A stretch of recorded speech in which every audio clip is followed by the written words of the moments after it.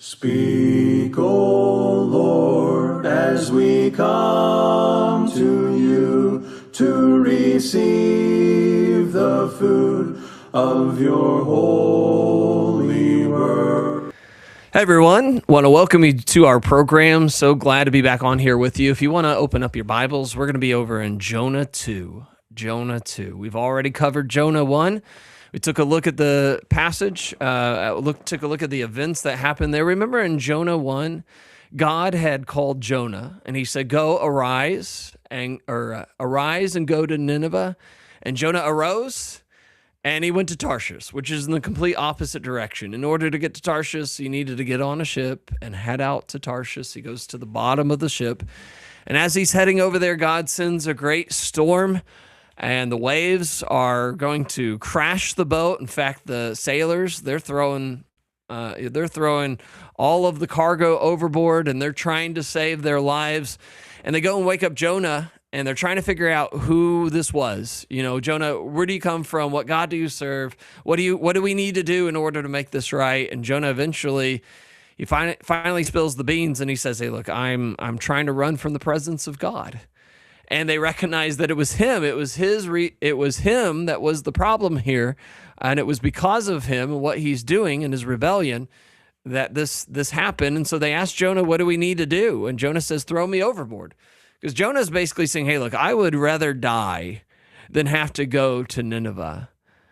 And so eventually that's what they do. They throw him overboard, and he's going down into the water. We're going to look at that as we look at our chapter 2 today.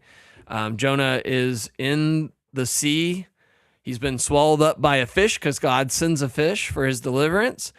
And while he's in the belly of the fish, he prays. And he's really just giving thanks that God had answered his prayer, his first prayer, while he was in the sea.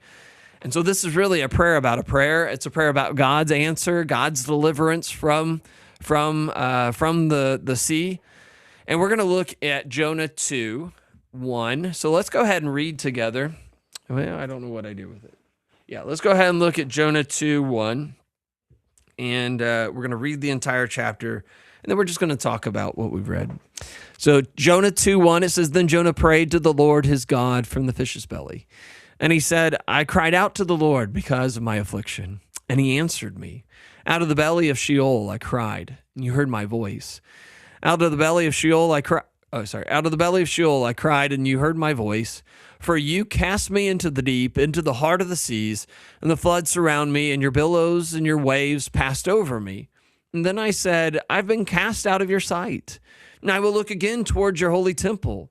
The waters surround me, even to my soul. The deep closed around me. The weeds were wrapped around my head." Look at verse 6 now. He says, "I went down to the moorings of the mountains. The earth with its bars closed behind me forever. And yet you have brought up my life from the pit, O Lord my God. When my soul fainted within me, I remembered the Lord, and my prayer went up to you, into your holy temple. And those who regard worthless idols forsake their own mercy. But I will sacrifice to you with the voice of thanksgiving. I will pay what I have vowed. Salvation is of the Lord. And so the Lord spoke to the fish, and it vomited Jonah onto the dry ground." So let's just go back to verse 1, Jonah 2, verse 1, and let's just kind of talk about what we're reading here. And so what Jonah's looking back and he's describing in this is his experience when he was thrown overboard into the water. He's sinking further and further and further down, and he is dying. He's drowning. He has this near-death experience. And it's while he's in his despair that he cries out to the Lord. He prayed, and number one, he prayed that God would save his life.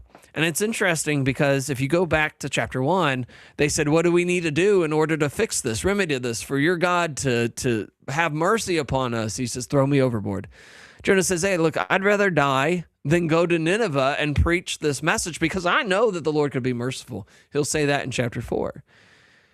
And so it's interesting to me that he must have had a change of mind, that he'd rather have his life saved than die.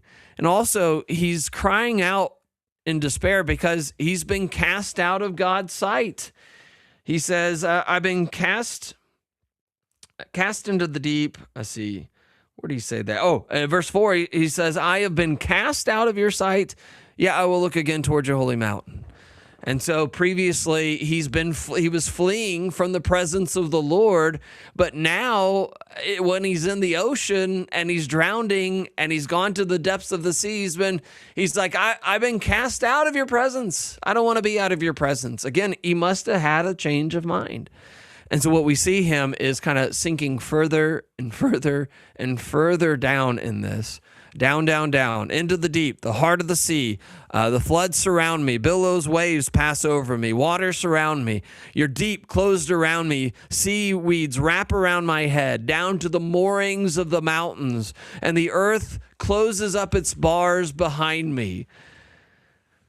And so sometimes, you got to hit rock bottom before you recognize your need for the Lord. Isn't that interesting how that works? Lots of application for us. When will we finally wake up and recognize our need for God? I think one of the things we see that Jonah recognized throughout this is that God is the one that has been active in all of this. God had done this. You had cast me into the deep. Your billows and your waves, they passed over my head. He also recognized that it was God that sent the fish, because he says, you brought up my life from the pit. Like I was almost dead, and you revived me, O Lord. You delivered me. By the way, was the fish God's punishment for Jonah or God's deliverance for Jonah? It was God's deliverance. God sent the fish to save Jonah's life. Look at verse 7. Think about it. At what point did Jonah cry out? He says in verse 7, I'll get there in our text here. In verse 7, he says, when my soul fainted within me, I remembered the Lord and I prayed. It was like at the very last possible moment. He was about to faint. He was in and out of consciousness. He was losing oxygen, and he remembers God, and he prays to God. He pleads with God for his life. And he says, the Lord saved my life. Let me ask you this. Do we only pray when we're in crisis? And when it's like the very last second that we can reach out to God? Now, what does it take? What is it going to take for us to get there to see our need for God? And how does Jonah feel about the Lord in all of this? I'll tell you what, I think what you see is this feeling of gratitude and thankfulness from Jonah. He says, you heard my voice. By the way, did you notice where he says his prayer went up to? He says that his prayer went up to you into your holy temple. That even though the fact that he'd been cast out of the sight of God, out of his presence, he was at the very bottom of the sea, as low as you can go. He says that my prayer went all the way up to your holy temple. It went up to heaven. I just think of Revelation. We see this incredible heavenly picture of the throne and everything that's around the throne, the spiritual creatures, and we see the Lamb that is next to the throne. We see all these incredible, amazing things, the elders and the spiritual creatures. And yet in the middle of all of that, we have this bowl of incense, which represented the prayers of the people that was going up to God. God was listening. What's our prayers doing in the presence of God? Well, as Christians, we've been promised that we can go to God and we can come boldly to the throne of grace. Our prayers, there's no division anymore. You don't have to go to the priest and the priest will go to God for you, but instead we have access into the very presence of God. And apparently Jonah's prayer had gone to the very presence of God. And he says, you heard my voice. You brought my life up from the pit. You can just feel his joy and the relief and the gratitude that he has. He says, salvation is of the Lord. And so he's praising God because he's been merciful to him. How ironic is that? Because Jonah had no mercy for the Ninevites whatsoever. In fact, he's willing to flee from God in order to help prevent God from possibly relenting of the damage of the destruction that he was going to bring upon them. In fact, chapter 4, he's going to sit there and pout because he knows that God is too merciful, but yet he's been shown mercy here, and he's thankful for the mercy. He's thankful that God delivered him from this destruction. And he says that those who pray and worship to worthless idols, they forsake that kind of mercy. There's a lot to think about. If you think about chapter 1, there's a lot of prayers. There's a lot of crying out to God. There's sacrifices and vows being made to God. But do you remember who they're being made by? They're being made by the pagan sailors who worship the totem poles. And yet Jonah here is the one that is making vows. And what do you suppose Jonah's vows are? Well, I'm assuming he's saying, Lord, I'll go to Nineveh. Fine, I'll go to Nineveh. But it's like the last very second he's saying that. Yeah, I'll tell you what, if I wanted God to deliver my life, I think that'd probably be the vow that I would make. God, I will submit to your will. And sometimes, I'll tell you what, sometimes we are the rebellious prophets, that God has called us to do things, and we just don't want to do it. We don't want to make the changes. And so we rebel. We go the opposite direction that God has called us to go.